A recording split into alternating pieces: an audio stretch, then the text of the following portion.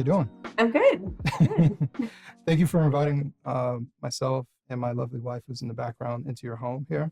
Um, if anybody may not be familiar with you, if you want to just introduce yourself. Sure. Yeah. Thank you so much for coming. I'm Alex Sullivan, and I am the author of She Didn't Start the Fire. And I recently wrote it about the story, which is my story, but probably many women's stories throughout this country of the mask wars during the COVID era, and also just a deep dive into being a parent in today's day and age and what that looks like. Fascinating. And thank you again for making breakfast here. Oh, What do we have? so you have nice scrambled eggs with avocado toast, and my Mhm. husband baked those blueberry crumble muffins, and then I also made a broccoli and cheddar quiche with some fruit on the side. So This is, I haven't even tasted it. I already know it's good.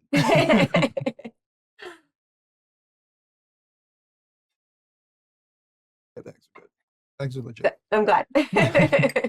So what inspired you to even write the book?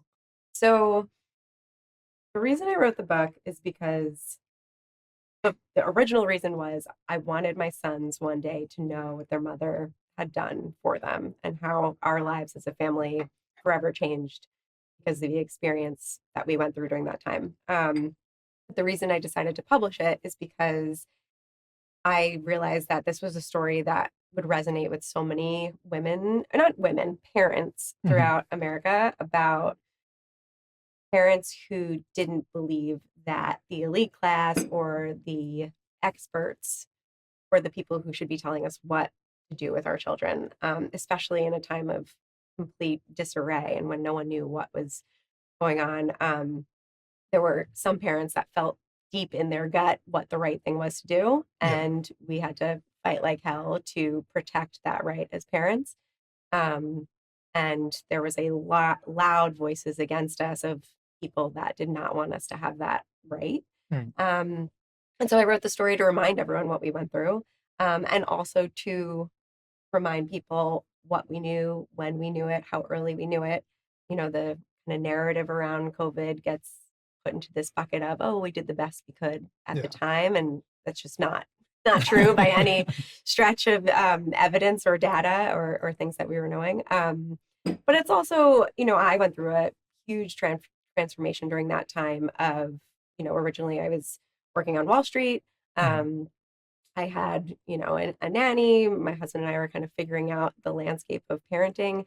And then COVID really opened my eyes to what it actually means to be a mother and a parent and a wife and, um, what that looks like in America today and the importance of that and how we have lost focus in our society today of the importance of family and family units and motherhood, fatherhood, raising children, community, things like that.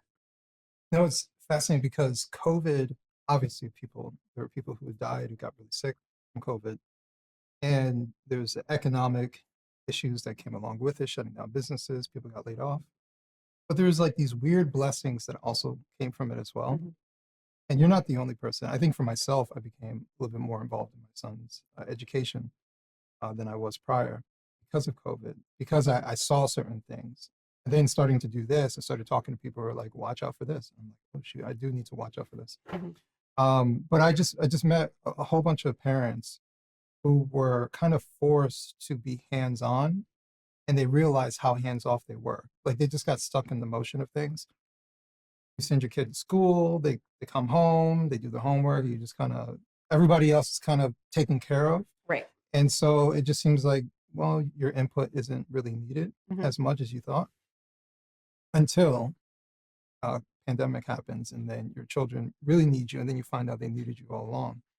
That's Um, right. so yeah, I also found that to be like this weird blessing. Also, like Michelle and I ended up getting together, got engaged, and then getting married all throughout the pandemic. Mhm. So it's like it's a weird time because it's one of the best times of my life, Right. but it's also one that I know was traumatic for a lot of people for Yeah. different reasons. Mhm.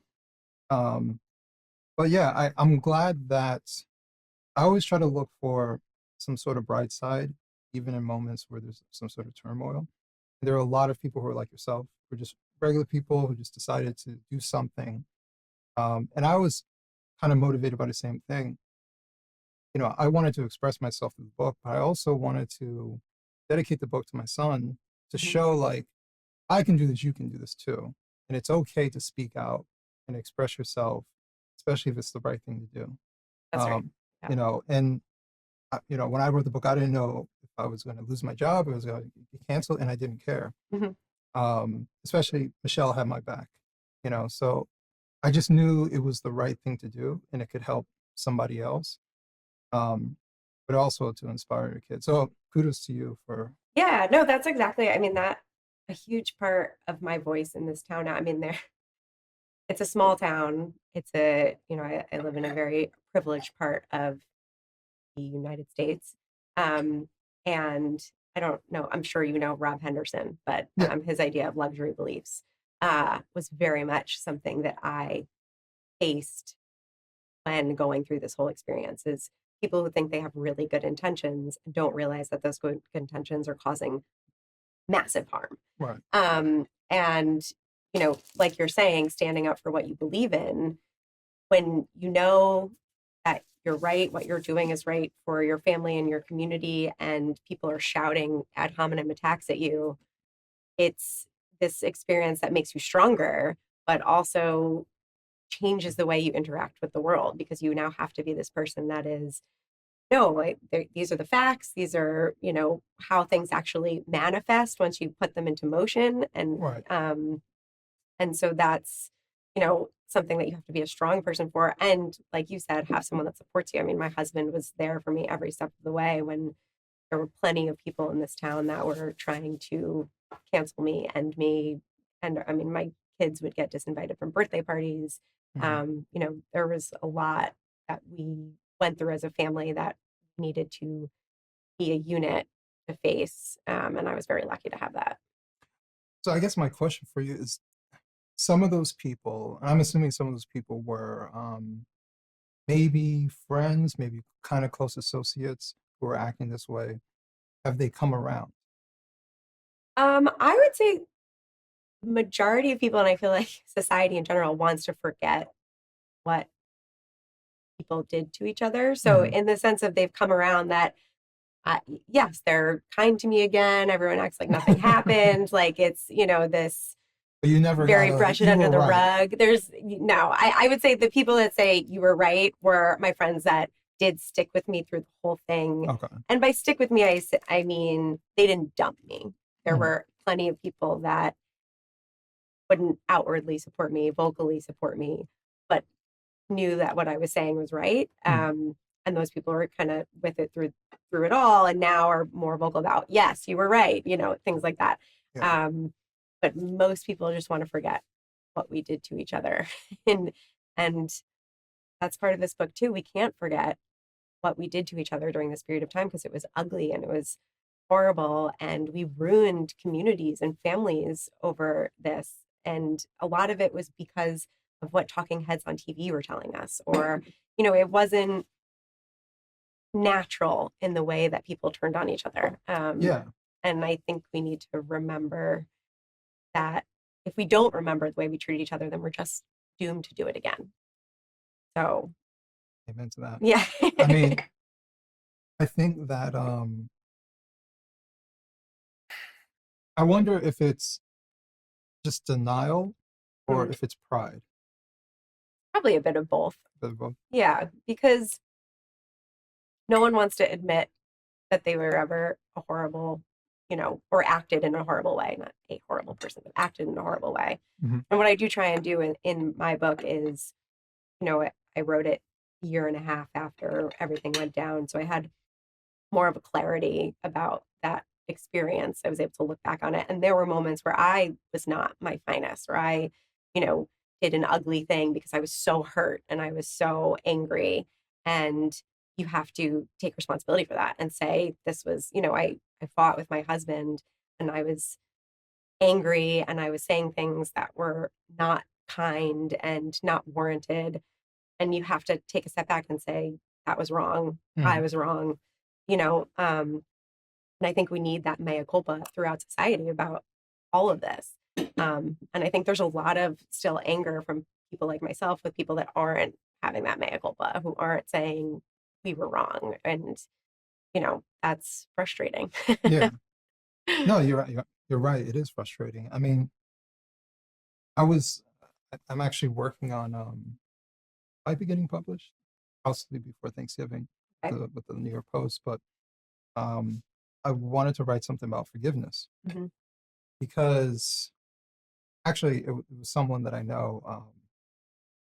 She's a commentator.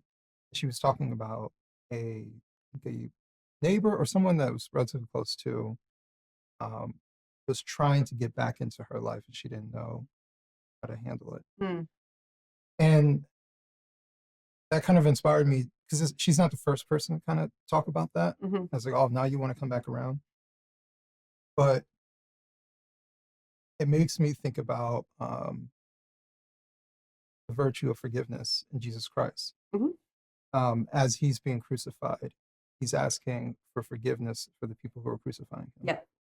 And so I think from a Christian perspective, if he can do that as he's being killed, then why can't we forgive someone who is, Yeah. saying some mean words towards I us? definitely believe in forgiveness for sure. Yeah.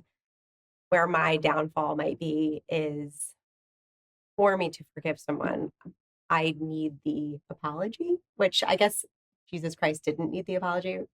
And so maybe I need to work on that myself. Well, the But forgiveness part is for you. It's you're not for right. them. You're right. Yeah, Whether you want to have a relationship, because the reason why forgiveness is important, so you're not harboring hatred, right. and anger and resentment towards this person. It is you've accepted that this has happened. You forgive them so you can release that Right. anger. So whether you have a relationship with them again or not, you're not walking around and you see them and you see, Right. right? That's a hatred for humanity or for another human, and obviously a sin. So you want to release that. Right. It can also open you up to rekindling something that was there because I'm not perfect. We've all said some things, we've done some things that we regret. And maybe that person is coming to that point, Hmm. but they feel like they would never, I call them on certain names, they would never. Right. And when you're around each other, you're kind of cold because they're scared and you're angry. Hmm. Hmm. And so, no, we don't come back together and maybe have that sort of apology. But I don't think what happened during COVID is any different than any other situation where people who care about each other say something or do something that is harmful emotionally, and that hurts. Hmm. That hurts. It's like someone breaking your heart, right? Someone you've known for decades all of a Right. sudden wants to say, you believe this or you think that, and Right. move on. Right. But I think as much as we talked about, you said the pundits, I think a lot of people have been emotionally manipulated by propaganda, Hmm. by the outlets we were told that are telling the truth, by the experts who were telling us the truth, supposedly. Um, but I've been very fortunate to sit down with two of the three authors of the Great Barrington Declaration, Declaration. Hmm. and to know that there were people who were in that arena who had a perfect, good, logical way of managing this, and they were ignored, is still frustrating for me. Right. You know, Right. so I'm Yeah. more frustrated with that than Hmm. I am the behavior of the average Your person, fellow man. right? Yeah. Yeah. Because you got to see what stress does to people. Right. And in some cases, they were told to look for an enemy. You're a Right. grandma killer. Yeah. I Right. mean, if you believe that, if I was to walk around, someone told me that people like you are just out to kill grandma, and I really believe that, Right. their reaction isn't irrational. No, exactly. And I mean, I've certainly come to that point as well, is Yeah. the reactions from people who did have ugly reactions wasn't entirely their fault. And also, I totally understand that if you truly believe it, then of course you would react the way you did. The problem is reality was telling you different. Yeah. That was, hard for me to accept, was how are you seeing what's actually happening in society around this event? and still believing that those things that are being sold to you, when people are trying to show you facts and data and information and, all of this other ways of expressing what is going on. And that refusal to interact with people, I think, is what I was most upset about. Was all I wanted to do was have conversations with people and explain, and it was no, no, we don't want to hear your opinion. We don't want to, engage. We don't want to talk. That I think that was the most frustrating part of the whole experience for me. Was no one wanted to hear nuance. No one wanted to have a, free flow of ideas. It was, you're wrong, go away. And I mean, I think your whole experience and things you talk about is we need to have these discussions where we may not agree and we may not actually land on a place where we agree, but at least we're coming from a perspective where we can understand each other. Yeah. And, that's where I hope to get. I can talk to someone who I believe has good intentions, and we can find some sort of area where there's a commonality. Like, there are a bunch of people who are like ideologically are different than me, but we want the same thing. We just have the reasons why are different, but we ultimately want the same thing. Yeah. So it's like, all right, I get why you want that, because I want that too. I don't agree with the reason why you want to do that is because of this. Like if someone says, I think there should be less wars initiated by the United States and we shouldn't be in all these countries, I'm for that. But if their reasoning is because it's white supremacy, I'd be like, I don't agree with that. But you know what? We want the same thing. Right. Yeah. So I'm not going to argue with them over that. But yeah, I do think that we need to get to a place where we can have these particular discussions. I guess my question for you, because you mentioned before, you're kind of like in a privileged area. I wonder if this is a byproduct of people who believe, like, if your image of success, right? The regular person would say these people are successful. So if you're successful, that means that most of the things that you've been doing work. Right. And they're right. And you're surrounded by people who are equally successful, relatively speaking. So we're all right. And we're all saying the same thing. And here you come telling us that we're wrong. Right. We've been crushing it at life. So I wonder if it's a bit of ego. Yeah. And it's maybe in some cases well-deserved ego. They've been killing it. They were right, and they did this and did that, and it worked out. And everybody that they know is equally right. Yeah. And we're all saying the same thing, and here you come telling us different. Right. It would be like a homeless guy telling a CEO, right, this you're is doing how it you should wrong. run Yeah. your company. So I think that maybe it is a bit of that the hubris. I think you're nailing it. Okay. 100%. Yes. But also I think that, there's this image of privileged areas that everyone came from privilege, and that's why they're in privileged areas. Right. And, there's many studies that show that actually, like, people and generations float between all different socioeconomic statuses as the generations go on. So it's, yes, there are people that stay at the top and stay at the bottom, but statistically, there's movement. And so for myself, I came from a upper class background. My parents came from lower class, and now my children are in a even better situation than maybe I grew up and my husband grew up. But the point is that I have been able to see the evolution of family and what actually helps you succeed. And the way I look at success is, do you love your family? Do you have a good family? Do your kids work hard? Do they respect other people? And how does that manifest? And if that manifests in a good job and a beautiful home, and great, but if it also manifests in having, just a nice family that you come home to every day and you have a family dinner together and mom and dad are supporting you, I mean, that looks way more successful to me than some people in our town that, have all the lap of luxury, but don't have the family dynamics that, I find important. Yeah. And so that was actually a huge part of the kind of COVID madness that I went through was no one was caring about the children because they got to sit at home on their laptops and still make the money they were making. And they didn't really care that their kid was masked. They didn't care that other children in the area weren't able to have mom and dad sitting on a computer at home, still in the home of it. They were going out and they were working, and the kids were left alone and they didn't have school to go to. And I was trying to get kids back to school, get the masks off, get them back to normal life, because for me, children are the most important part of our society. They're the future of this country. And that was where a huge disconnect was for me, and my kind of standing in this town was the things that I place importance on, people kind of forgot about because they were already comfortable. And so if you're already comfortable, you forget how important the family unit and children and this kind of dynamic is. And that was what I was really kind of raging against during this time as well, is, Yeah.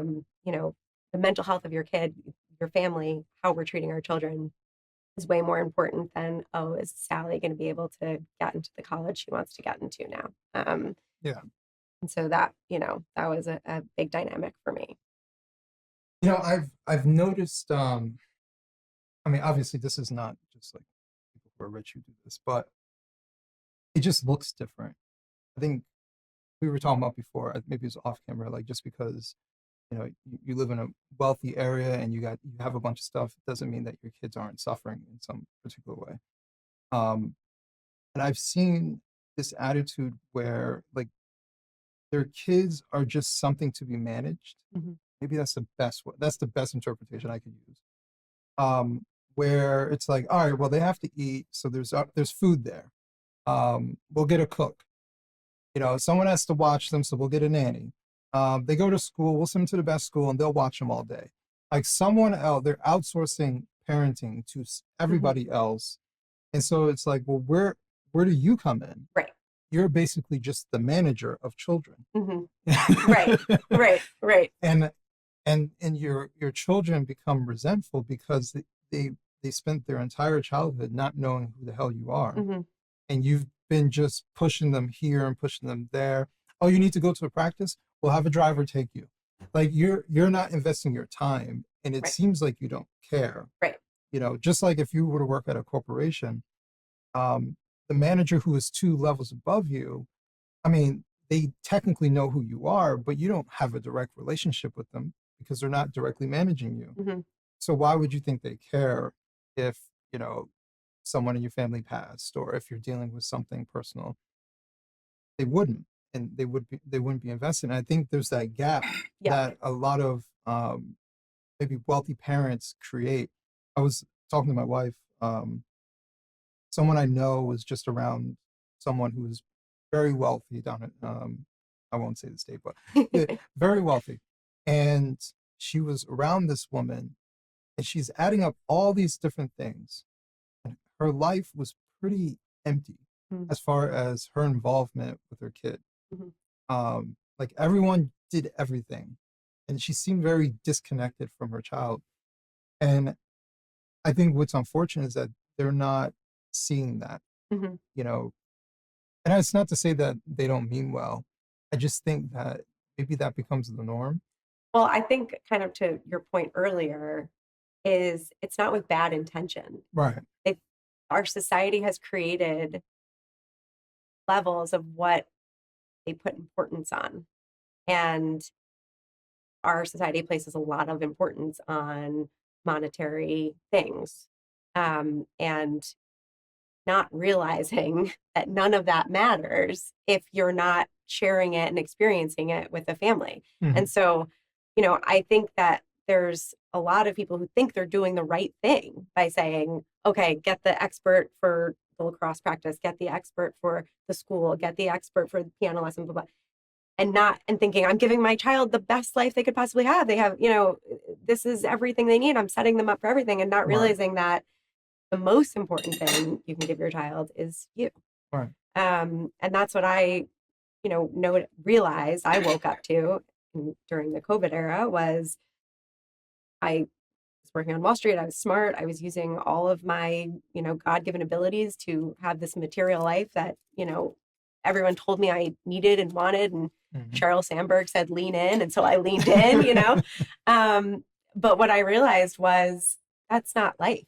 That's, life is your family and your children, your children. And also I'm not so naive to think that, oh, everyone can be a stay-at-home parent. It's easy. No, Right. we have set up our world where it's very difficult to not have a two-parent working home. And my, kind of new mission in life is to figure out how do we create communities?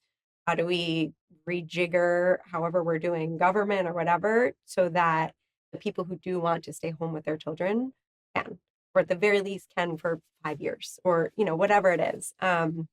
Because I think we are creating families that are no longer units. They're floating objects in space that sometimes run into each other. And I don't think that creates a healthy society. I think, a lot of that is why we are so disconnected from not only our friends, but families. And we need to get back to understanding that that's so important.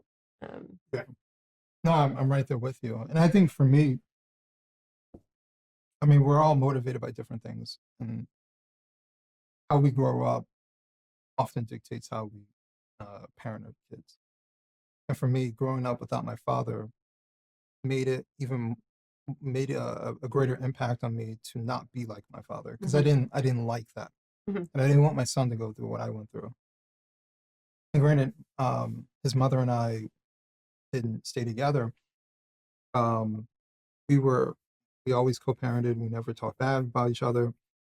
Always told him to respect his mother. She would tell me if something's going on. Um, and it's even with me doing all this, I still don't think it's enough. mm, It's not. I've been writing about this. Like, the expectation of fathers is like, oh, you see them every weekend? That's wonderful. It's like, no, I don't feel like that's enough, because I always feel like I'm behind. mhm. Because if you think about it, I get my son Friday, and then he tells me what happened Right. this past week. So every week I am behind. Hmm.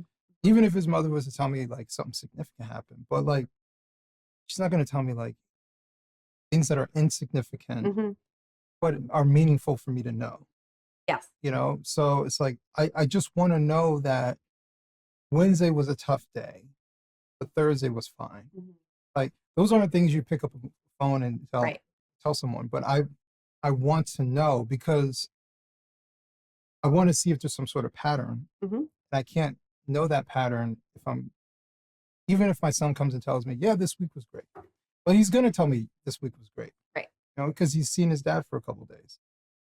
So, there's a lot of that that um I wish I wasn't so disconnected from, even with me caring and wanting to be involved.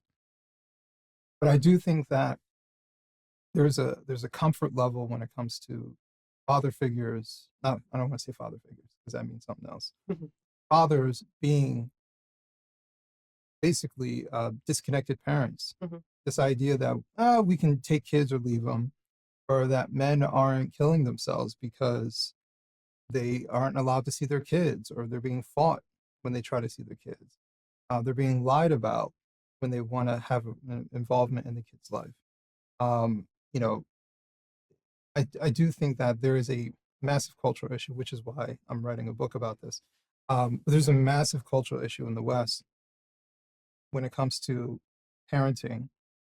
And it's not to say I'm perfect, because obviously I'm saying I'm not perfect, but I'm striving to be a better parent. I was always striving to be a better parent. And I think the difference between a good parent and a bad parent is that you care if you're a bad parent. That's right. Yeah. Bad parents Yeah. don't care. Yeah. They already think they're great. And Right, right. yeah, Yes. Yeah. No, I mean it's like if you're asking the question, you're already a step towards where you need to be. right. But yeah, I mean, to the point of men and boys, I mean, I think it was a joke when we were growing up, like, oh, to raise a boy is kind of easy. Like make sure he doesn't, jump off a like a thing and break his arm and he'll be fine. Right. And the girls were head cases and you needed to, it's like, oh no, she's going to turn 13. Which, is still sort of the case. Boys are, I find boys are just much more upfront with their emotions or what they're thinking about. Like they're just very, out there. But that being said, I am petrified as a parent, and I'm so grateful I have my husband to do it with me to raise boys in this world because I think everything that makes men, we are trying to take away from them. And that makes me sad and it scares me because, there's a reason boys want to wrestle. Like it's just in them. They want to wrestle each other in the morning. I let my kids wrestle each other in the morning because I know from 9 o'clock until 3 o'clock, they are told to sit down and be quiet and you can't move. And, everything you do is not in congruence with how a school runs. And that's difficult for me and my husband to kind of manage as a parent because it's, you're like, okay, you have to go to school. That's how our society works. You have to somehow become a productive member of our society, and school is one way to do it. But at the same time, every day you get beaten down in what is naturally in you. Yeah. And, he and I are really trying to figure out ways to get their energy out in productive ways. They help split wood. They are in the garden. They're, anytime they're not in school, we're trying to have them be in the outside world. Because to your point, mentally, boys are not doing well, and then they turn into not well fathers, and then cycle continues. Right. And so I'm trying to raise my boys to be good men and have them understand what a good man is. And a good man is not just someone who does whatever anyone tells him to do. Yeah. Often the opposite. Yeah. But yeah.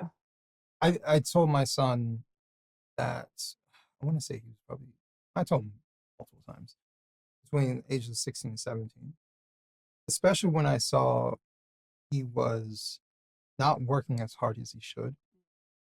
I told him, when you become an adult, you become a man, no one's going to care about you. Right. Understand that. When you fail, they will let you fail. And I will care because I'm the only man who cares about you, but nobody else will. Right. And I can't come there and do your job, nor should I come there to do your job. You have to do it.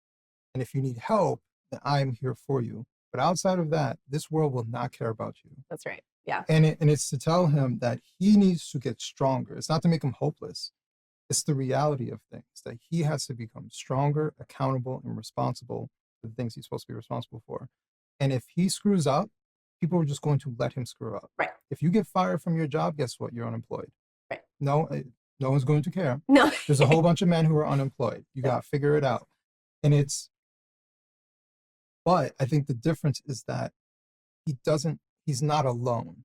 See, I've been through that where I was unemployed and I felt like I was alone. I did get some help. My mother would help me here and there when I was struggling, but it's not the same. It's not the same because as a man, you feel like you're letting yourself down. I've been unemployed and had my son. I feel like I'm letting my son down. Like you don't have that male understanding to reaffirm like it's okay. This is just a blip. You'll be fine. My son went through that for just a little bit. He's 19, but he's so used to working that when he moved, he didn't have a job and he was trying. He was really trying, and he wasn't having any luck. But he felt what that feels like. It's like I'm sitting at home every day. Right. I'm not doing anything. I'm not being productive. I'm not being useful. And I think that in a very female-centric world, we don't understand how important purpose is for men. Because if we're not useful, then like, what are we here for? Right. And that's when you start going down the path of just filling our time with stuff. It's just not a good path for a lot of men, especially men who grew up in kind of a dysfunctional home, where they don't know what to do. Right. Like I grew up kind of lost, and I stumbled into stuff. I've kind of figured it out. But man, my son is so far ahead because he has me, Right. and we can talk about these things. So that's just like one of many areas that I think our society does not understand No, when it comes yeah. to young men. Yeah, purpose is I mean, this is what scares me most about technology is we are slowly taking away so many people's purpose, and I say all the time, people talk about universal basic income and base income and things like that. And I say, I understand that. I want people to still go dig a hole and fill it back up to Mhm. get right. Like you just need a reason to wake up every morning to go do something to feel fulfilled. Because if you're just getting a check in the mail and sitting at home and doing nothing that makes you feel fulfilled, I don't think you're gonna be happy. I don't think we're Yeah. gonna have a healthy society. I don't think that's solving and this is kind of where that luxury beliefs comes in. It's like, oh, just give people money. If you give people money, they'll be fine. Like that's not people need more than that. It's more than that. And to add on to that, it's also not enough to just give people jobs Mhm. because in communist nations, you become the guy who takes the ticket. That's it. You're just the guy who takes the ticket. Now, what do you do with that ticket? You hand it to the next guy who punches the ticket. Mhm. Like you have a useless job and you know you're useless. All you do is stand there and take a ticket. You don't do anything with it. You don't have multiple functions. There is no growth. There's nothing. You're just the guy who gets paid to take the ticket. And having useless jobs as well is not helpful at all. That is purposeless too. Too. Yeah, that's fair. That's fair. Yeah. Right. Yeah. So what do you think happens with technology and like are we going to spiral farther and farther down this rabbit hole of people feeling useless or are we going to figure it out? I mean, this is what I worry about with my kids when I think Yeah. about the direction that I want to point them in. And personally for me, I'm like I think I want to point you more towards a trade because you're always going to need that skill and you can kind of figure it out from there. But I don't know. I mean, how are you thinking about it? So I think that the threat of technology taking jobs is the longest threat, Right. In the history of yeah. yeah, There, how they made cars is completely now right. just how they make cars. So technology is always going to be a thing. People adapt to it. New industries pop up, and people run to it. Programming as an industry wasn't a thing, Hmm. 60 years ago. Now it is. So there's always going to be these different industries. I don't want to say 60 years ago, but people understand what I mean. But there are these different industries that always pop up, even as technology is advancing, and that's okay. I Hmm. remember talking to my old boss. He was like, "I used to be a printer technician." I was like, "Printer technician? I didn't even know they had printer technicians." He was the guy who worked on the printer, Right. and now that guy is incredibly rare. Right. Like that Yeah. barely exists. They're so disposable. People just get new ones. Um, so I do think that technology is going to come. People will adapt. The purposeless part, I think, has less to do with the job and more to do with the individual. Um, while there are places where I get it, it is tough to find certain jobs, but I do think that there can be a crisis when the job is the only reason you feel validated. Mhm. Yes. And that's Okay. a personal thing. Like from a Christian perspective, I know that I am a Christian. I am not the IT guy. I am Hmm. not the host. Like I'm a Christian. That's the most important thing. All these other things that I'm doing is to find a way to show glory to God through these Hmm. particular avenues. Obviously, I need money so I can live in this world. Right. But as far as the feeling of being purposeless is different, or like why am I even here, or what can I do? And I think that purposelessness is uh, is like an arena of feeling hopeless. Hmm. It's much in the same thing. If you're hopeless, then that's something that leads to suicide. Right. To be honest with you, and I think our young men aren't being properly guided to not feel hopeless, to be hopeful about certain things. Hmm. Like I don't know how big you are into like internet culture, but have you seen like the manosphere stuff? I've seen some of it, yes, but I like purposely try and not go down Yeah, that hole because I'm like, man, this is dark. just peek down the hole. Yeah, Don't go all the way don't go in. all the way, right? Yeah, yeah. But what's very interesting to me is there's a um, psychologist, but his name is Adam Lane Smith, Okay. and he does these deep dives talking about what the manosphere actually is from a psychological Hmm. standpoint. Oh, that's interesting. Okay. And what these men are teaching, young men especially, is to be avoidant Mm.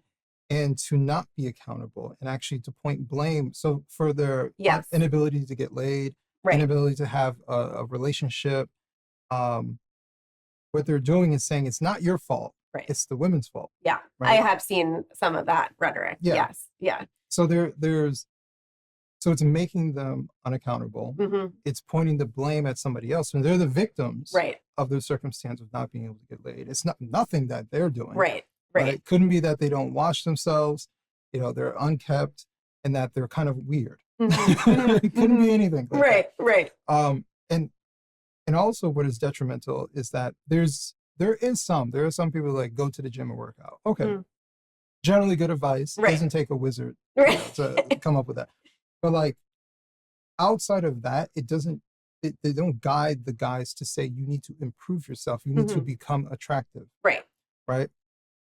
To bring it back, my son, there was a period in his teenage years where he would he would have shoes. He's very like, I don't need anything new. I'm like, bro, you got a hole in your shoes. Like and he would, I remember one time he was wearing like, all right, this is going to sound really bad, but it worked. Okay. He was wearing sweatpants, but he was wearing sweatpants often. Hmm. And I started noticing that. And I was like, bro, what is up with you and your sweatpants? Were you a girl in your period? Because I remember in high school, it was like the pretty girls in makeup. Right, and then for a whole week, They'd be nothing like, but sweatpants. No makeup, sweatpants, hair slicked back. And I was just like, what are you doing? And after that, he started becoming interested in like finding jeans. And Yeah. stuff Yeah. like Yeah. that. Looking nice. Right. Yeah. But it was, I didn't have that. Mm-hmm. Like when I was, even into my later adult years, I was always like experimenting, try to find like how do I improve on this thing? How do I look better? How do I dress better? Because I didn't have a father who was like, you need to do this thing. I wore hoodies forever. Yeah. Right. Because I just like, oh, whatever, just a hoodie. I didn't understand you need to be presentable, right? Because that is how people see you. Yeah. And so if you wear hoodies all the time, like, what do you think people are going to think of you? Like, you have no control of that. So you need to become presentable, look clean, get your hair cut. And so my son at the age of 19, he's way ahead of me than when I was at 19. He's far more confident than I am. Yeah. Than I was, It's so funny you bring that up because in our kids' school, you can wear whatever you want to school. It's public school. And kids basically roll out of bed and go to school. And I make my kids every day, Monday through Thursday. Fridays, I let them wear what they want to wear. But Monday through Thursday, they have 2 drawers they're allowed to pick their clothes from. And it's nice, respectable clothes. And they always come home and like, Mom, why do you make us do this? Blah, blah, blah. And I say, because you need to respect your teachers.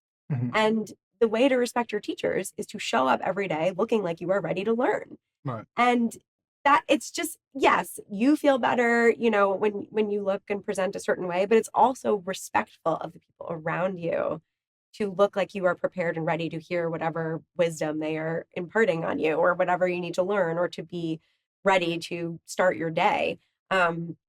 And that's a huge part. I think all of society has kind of gotten way too lax about, we just look like we don't respect each other in the way we present each other to each other sometimes. And that's really driven me crazy too, is you don't want to say, oh, you have to wear a certain thing, but also there's a reason that people dress a certain way for work or for school or you are respecting the people around you. Yeah. So yeah, it's funny that I just thought about that with my kids this week. That's like the whole bring yourself to work. Yeah. It's just like, what is that? What does that even mean? Oh, come to and wear whatever you want and do whatever you want. I'm I don't rant enough about this, but it bothers me when I see people, like you said, pajamas Yeah. on airplanes. Yeah. And I'm just like, all right, I get it. The seat's not the most comfortable, Right. but you don't need to wear pajamas. Yeah. Like Right. that, to me, that's a bit much. But I've seen people wear like slippers and pajamas and stuff like that. I'm like, you're getting on an airplane. Right. There's other people who can see you. Yeah.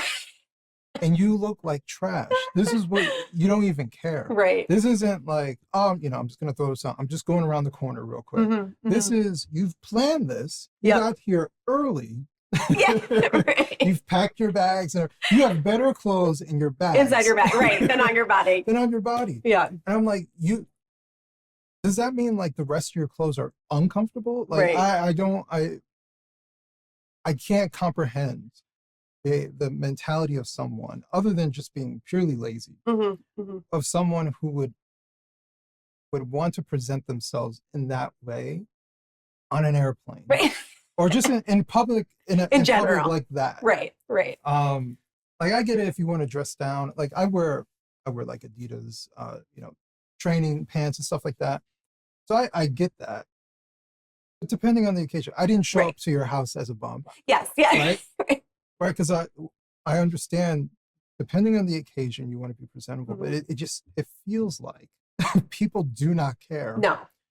Well, I don't want to say everybody, but a lot of people do not care. Right. And they make all these different excuses as to why. Oh, I'm only doing this for X amount of time. Yeah. And I'm just like, but people still see you. Right. Well, and what drives me crazy is that, you're so old school. Like, get over it. I'm like, well, it's kind of nice. I don't know. Yeah. Not everything old is bad. Right. Exactly. Sometimes the new stuff is trash. Like it just really, like there is something in our culture where it's like, oh, that's the new thing. It's like, yeah. Like when people talk about appliances, the old appliance used to last for 30, 40 years. Right. Now you have to get a new this every 5 to 10 years. Yeah. It's like, is it better? Right. Or just have new gadgets that fail. That aren't made as well. Yeah. Right. I agree. And also to circle back to your victim mentality thing, it reminded me of, so I started my career at JP Morgan. And when I was hired there, it was within the culture to make women feel like they were hired because they were women and we need diversity and we need blah, blah, blah. And the culture that brought about was, even if you deserve to be there as a woman, people didn't look at you as you deserve to be there because you were thought of this like, oh, you're hired because you're a woman. Right.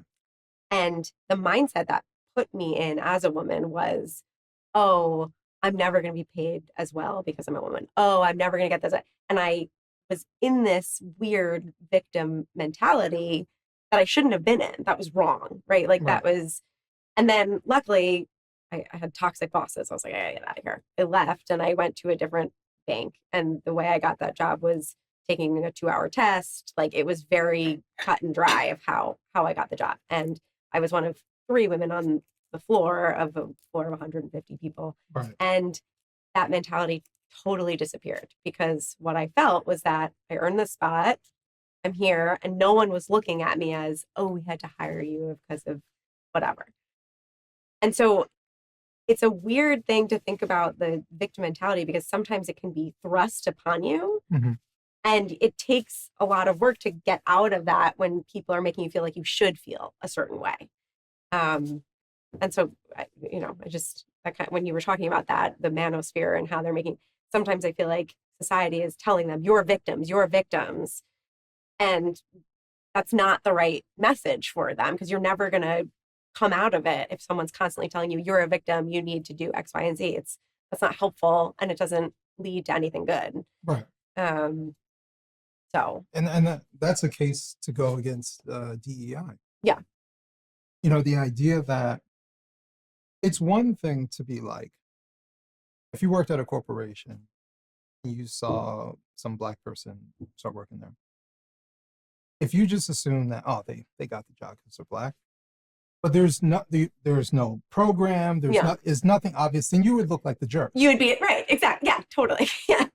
But if you know that there's a program where Right. they're purposely trying to court one particular group or multiple groups and excluding one particular group, to be honest with you, and you start seeing this person pop, this person pop up,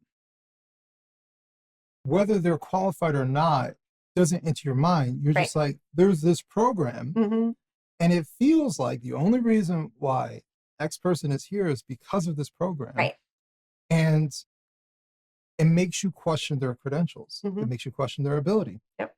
Now, they may be perfectly qualified. You have no idea. Right. But you know that this program exists. Yep. And you're not crazy for thinking that. Now, what I will say, it can make you paranoid. Yeah. Oh, yeah. You know, it can 100%. It can make the person being hired paranoid. Yes. And the people around them paranoid. That's right.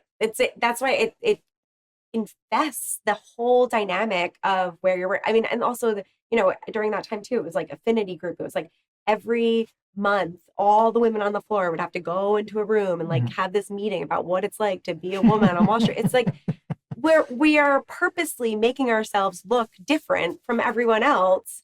Why are we doing this? Like the whole point is that I just want you to look at me as a normal person that's on this floor, that's interacting, that's working. And every month now you are purposely making us look different. Like it infuriated me, and it never made sense to me, and was like, this is not helping the cause, guys. Right. And even more so, competent people want to earn their way. Right. Maybe some lazy person who just wants to take free stuff. Yeah. It's a different story. But competent people want to know that I'm here because I earned it. Right. And when you show up, you're like, I got the job at JP Morgan. Congratulations. Wonderful. And you get in there and you find out, all right, cool. We got 5 women. So I think we met it. That's right. And That's you're right. Like, did I earn my way here? Now you start questioning yourself. It's not a fair practice to do. So I have this theory that programs like DEI are really meant for the mediocre college graduates to work within DEI. Because I've seen how these people operate. There's nothing special about these people. None. Zero. Zero. Yeah. And I'm using mediocre to a very in a very nice way. Yeah. Right. They're using mediocre college graduates. They give them some sort of paper pushing job. Hire this consultant. The consultants are even worse. Yeah, right. But they make even more money. Right. Funny how that works. And then they hire these people to come in and teach all this bullshit that many of them don't even fully understand. All they know is these are the talking points, and I'm going to teach you how diversity is good. And so it just becomes this whole entire industry that makes no money, makes no sense, makes no one happy. Right. It's just like, why are we funding this? Yeah. Which is why I think now you're starting to see even more and more that companies are pulling away from DEI, which, in my opinion, took way too fucking long. Yeah. Like, how do you not realize this is not beneficial? Right. Because I, as an IT guy, I recognized years ago that the reason why we don't always get the new thing is because they would say the same thing. IT doesn't make money. I was like, okay, I get it. Now, not having the right IT can make you lose money. Right. But I get what you're saying. Yeah. You want to invest in the sales department because sales makes money. Right. Okay, I get it. But DEI makes no money. Right. It doesn't even like, it doesn't even break even. Like it just takes. And it just takes and takes and takes, and it wants more and more and more. And you're like, what are we getting from this? Right. And I think what they were sold on in corporate America was that it would improve your image. It would do this. And I think there was a liability standpoint where they thought, well, if we have these diversity programs and someone says, I'm Black and I was discriminated, no, we're not liable because we did teach these things. Right. So it just became a cover your ass kind of thing. Yeah. They didn't realize how expensive covering their ass would be. Yeah. You know? Well, and then, I mean, I think not even that it didn't do anything. I think it actually made workplaces more toxic. Like it made people distrust each other and not like each other and not like the whole point of whatever company you work for is like, you go to work to make a widget to sell to someone who wants a widget.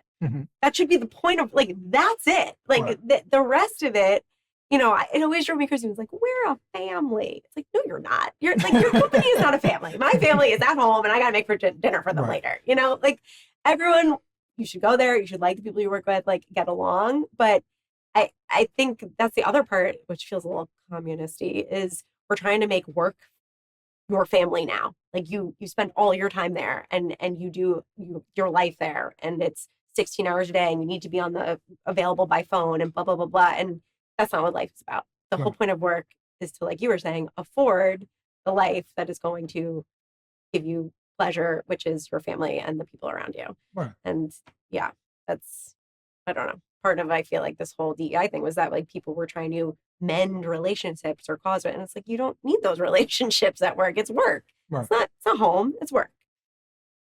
And guess what?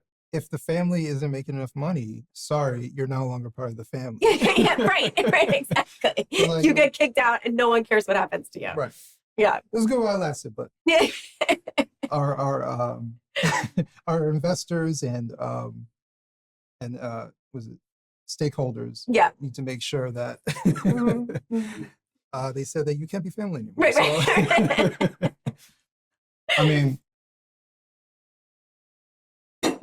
I mean, I think at the end of the day, we're talking about a lot of deep concepts when it revolves around how we live our lives, how we interpret what our purpose is, what motivates us, and this is one of those areas where I say like stuff like this is far more beneficial than sending it off to the government, Mm-hmm.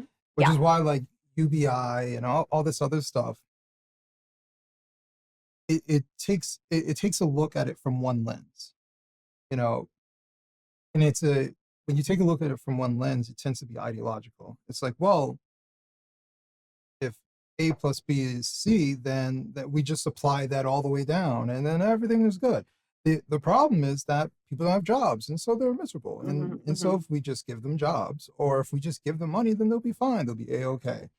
And it's like, no, there's much more to humans than them having money, or even just them having enough money to pay their bills. It's how they get their money. It's how they live their life.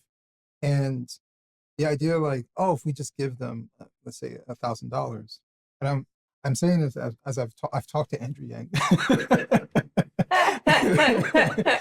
but and I agree with him in some respects because he at least recognizes certain things, but I don't agree with UBI from a human standpoint Mhm. because it is much deeper. The guy who bleeds from his fingers and works a tough job, he will do it again tomorrow. You Mhm. know why? Because he makes enough where he can live his life, his family's taken care of, and he has a sense of purpose, and he earned it. Mhm. That UBI check don't mean nothing to me. Right. That it means absolutely nothing. And there's a different mentality versus earning something versus being given something. Mhm. It's the difference between someone who owns a home and who rents a home, Mhm. right? There's the sense of ownership for something is completely different, and human beings react differently when they have some sort of ownership into it and when they don't. And I think that there is that psychological aspect that is completely missing. And I think communists also miss that too, which is why you see the useless jobs. Mhm. Oh, well, people just need jobs. So Right. you punch the ticket, then you hand Right. the ticket to somebody else and they do the thing. And then, so 10 people do a job that 2 people could have done. Mhm. Why? Because they're just trying to give people jobs. Nothing makes sense. Nothing makes money. And it's just this artificial society where everyone is miserable because they're not able to do the thing that they really want to do, Yeah. Mhm. or even because not everybody works a job that they love, but even becoming good at that job that has some sort of purpose. If you're a plumber, you know that someone needs you. Right. But if the government just says you're a plumber on standby and we'll just pay you, and you sit in the office 6 days a week, and maybe one day you go out and you do a little something, but you're like, why am I here? Yeah. I'm getting paid to do absolutely nothing. It's not, having the title doesn't mean a whole lot. Yeah. No, and to your point about the government just being too too much, too wanting to take care of everyone is, I mean, I think a lot of the reason we've lost community is because everyone now just cuts a check and says, oh, government will figure out how to use my money best to take care of what communities need to be taken care of. Where Right. actually the real difference is, no, go into the communities that need help, put in the personal time. You know, when I try and volunteer my time sometimes in this area, I'm like, okay, I want to go clean a bathroom. I want to go, be a mentor. I want to go do physical things with people who need help. And I'm always told, well, can you just like throw a fundraiser or I'm like, Yeah, I was about to say. no, like that's not at all how I think anything gets fixed. And it's not at all how, you create meaningful relationships with people throughout all different types of communities. And that's what really drives me crazy is I feel like the more we prop up the government with all our money and saying, you solve the problems, you lose the point of people helping people, Right. interacting with other people. And that's actually really driven me kind of batty as well, is I'm looking for ways to physically give my time and give my energy to. And the feedback is, well, they just need money. No, people Right. need more than that. Like I To bring it full circle, that was the COVID mentality. that's right. So just have the federal government print a bunch of $600 checks Mhm. and you'll be good. I know Right. you've been out of work for 2 months, but here's a $600. Right. Right. And Right. you'll be fine. You'll be Oh, fine. don't worry. I know there's money going to Pakistan and there's money going here and money going here, but don't worry about it. How about some PPP loans? Right. It's just like that'll solve everything. That'll solve everything. It's like that's not, and then you don't actually have the interaction between humans of relating to each other and understanding each other, like, which is the whole point. It's the whole point of life. right. That's why I'm glad that we have. I used to not appreciate it, but now I definitely do. I appreciate that we have our government structured the way that it is. But we do have states. We don't. We're not supposed to run to the federal government, and even the federal government has built-in gridlock. Mm-hmm. And the whole point is that you're supposed to go closer to the people for things that are incredibly important. The federal government has a particular job, Right. and it is not to play babysitter to your local issues. Your local government is supposed to take care of that. And we saw through COVID restrictions how that came into place. And I'm like, man, I'm so glad. Like in Jersey, wasn't the best, but when we opened, we opened. We never went back, and that was it. But in dystopia, New York, Right. 30 minutes away from me, I'm like, it's a whole other world. Nothing changed. Matter of fact, it's getting worse. It was getting worse. Yes. Yeah. I mean, in 2022, I was fighting with people to get masks off of kids, and they were acting like I was asking to go slaughter 100 people. Like it was like, this is 2022. The whole world has been operating, and you're still calling me ad hominem names because I want to do what everyone else has been doing for the last year and a half. Like it was. It was crazy. Or like signs outside doors in New York City that were like, no kids allowed. Where are we? Closing down the playgrounds, locking them up. That's right. There's gonna be just like how mutilating children is our modern day lobotomy. There's going to be some documentary like 20 years from now. We're going to look at COVID mania, the concerts we threw where nobody was there, like just. The classic, the kids who were playing the flute Oh my gosh, with a with the hole in the mask, like The dumbest. all of the dumbest, because it's not even like I think about in the old days, like the barbers, where the barbers were also the people, like if you came in and you had a certain sickness, they would cut you so you can bleed out the sickness. Oh, I didn't know that. Yeah, there's a whole thing like you've seen like the barber symbol where it's like the red, blue, and white. Yeah. That actually used to mean something. And I think the red, I might be wrong, but I think the red indicated that they would perform the things where they could bleed you out of the sickness that you had. Okay. So it means way more than like cutting hair. Right. But that was a thing. Yeah. So you can say, all right, I get it. Back then they didn't know the things that we know. But we're doing things that we do know. That's right. That's right. Like we know that natural immunity exists. Yes. And if you got sick, then getting the vaccine for something you already got sick with doesn't make a do whole lot of anything. sense. Right. Like these are things that we already knew, but we were forced to pretend that we did not know. That's right. It was a huge emperor has no clothes moment kind of Right. thing, where it was like, yes, put the mask over the face, but still blow out the hole to play your clarinet. But you look like you're a good person. So that's why you're doing it. Right. Not that it actually works or that any science whatsoever makes sense. It's just you have to look like that's the right thing to do. And no one said anything. Everyone was like, yeah, let's go along with this. This makes sense. What? I remember someone who I'm no longer friends with, unfortunately, but I remember asking her, I was like, I've been live for some time now. I've never heard of 6 feet. I was like, where did that come from? What does that mean? And she got mad at me. She was like, don't be ignorant. And she gave me some sort of thing. She's like, when I went to school, we, like she took science course. She became like a teacher, and she taught science class at a elementary school, middle school, something like that. And so she felt like to be the science expert. Yeah. And compared to both of us, maybe she is the science expert. Right. But I'm still asking the question, where did 6 feet coming from? Right. It's okay if I ask this question. Yeah. And she felt insulted that I was asking where this came from. So, which, by the way, Fauci said like maybe a year ago now that they totally made it up. It came from nowhere. It came from nowhere. They were like, 6 feet sounds good. Yeah.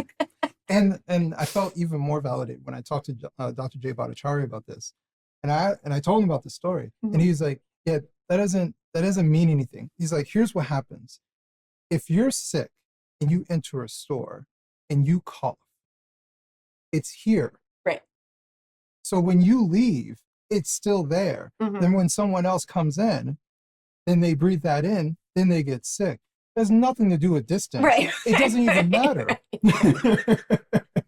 So he's like, you understand like why none of this made any sense whatsoever. And I was like, I thought so. Right. I at least felt validated that I asked the right question, like, where did this come from? Yes. Does this make sense? Like, when someone gives me like 6 feet, then I say, so if I go 5 feet, then I get you 6. Right, I'm in the zone. Yeah. I'm in the zone. Well, 1 foot back. All right, you're good now. Like, none of the... Like, why do I have to wear my mask on my way to the table that I'm about to sit down so I can take off my mask? Right. Does this make any sense? No, it does not make any sense. No. And then you see people wearing the shields. Right. Like, oh, yeah. This could be a dystopian movie. Yeah, it was. I mean, I felt like we were living in one. And I also think it became like the playbook for so many things we see now. I feel like also the reason I am a little frustrated we didn't learn anything from COVID is because they just play that same, not to the same degree that it was played, but it's like, no, these are the facts. And if you disagree with the facts or if you ask any questions, you're a bigot. It's like that's not how society runs. That's not how any of this is supposed to work. And we're just still doing what we did with COVID, with the trans stuff, with the, like, you can't ask any questions. You can't, nothing. And that doesn't lead to a healthy society, and it doesn't lead to being able to talk about things in a smart and, smart way. Right. No, you're exactly right. This has been a great conversation. I know we're nearing the end. I was asked the question, are you optimistic about the future? I have to be. As a mom of 2 young boys, I have to be optimistic. So the way I get my optimism is trying to form relationships with people like you and people in my community who want to make a difference, who want our children to have a happy life. And as long as I have that hope, then I'm optimistic. Excellent. I'm always painfully optimistic. But yeah, I'm optimistic. I'm seeing a whole bunch of changes that are happening. I'm seeing the fruits of the hard work, the putting themselves out there. I always use my friend Tiffany Justice with Moms for Liberty as an example. Of just a mom. Like I've gotten to know her on a deeper level, as far as like I've met her family, I've been to her home a couple times. She's just a mom. Yeah. She's not even like political extremist. She's just a mom. Yeah. And so it's so wild to me when I see the attacks against her. I was like, this woman doesn't even say anything. Like all that crazy. No. Yeah. Not even remotely crazy. Like you don't have to agree with what she wants, but she's not crazy. It's not based on zero. Right. But But yeah, I'm just seeing the fruits of it manifest. And I think with this particular election, it was a kind of a referendum on many things, Mhm. including the very things that we've been talking about. Um, so we'll see what happens, but I'm relatively optimistic. I do still think that there's work to be done. Oh, yes. Um, the opposition, which I don't even necessarily want to say like the left or anything like that. I think these are authoritarians. The authoritarians who happen to be part of the left, who we identify as the left, are even still motivated. They're wounded, but they're Right. motivated. And so we have to stand tall to that. If there's another COVID that comes through and people want to go through the same stuff, we have to say, no, F you. Yep. We're not putting masks on our kids. We're not doing all this illogical nonsense. Mhm. So I do think that there are some people who are learning their lessons. Um, but I do think that we should have an open mind for forgiveness, or at You're least right. release that anger for forgiveness to allow for the potential reunification. I totally agree. And yeah, if another crazy time like that happens again, I hope that we have more people that are brought into the fold of us because of what we kind of all went through and Yeah, we were vocal and things like that. And hopefully, if or when there is a next time, there's more people that are awake to it and maybe a little bit more understanding. And like you said, if we can just forgive without necessarily getting the apology, you can be more open to including those people in that next fight or battle, whatever it might be. yeah, I agree. exactly. Once again, thank you so much. Thank you, It was a Adam. great This was conversation. great. Yeah.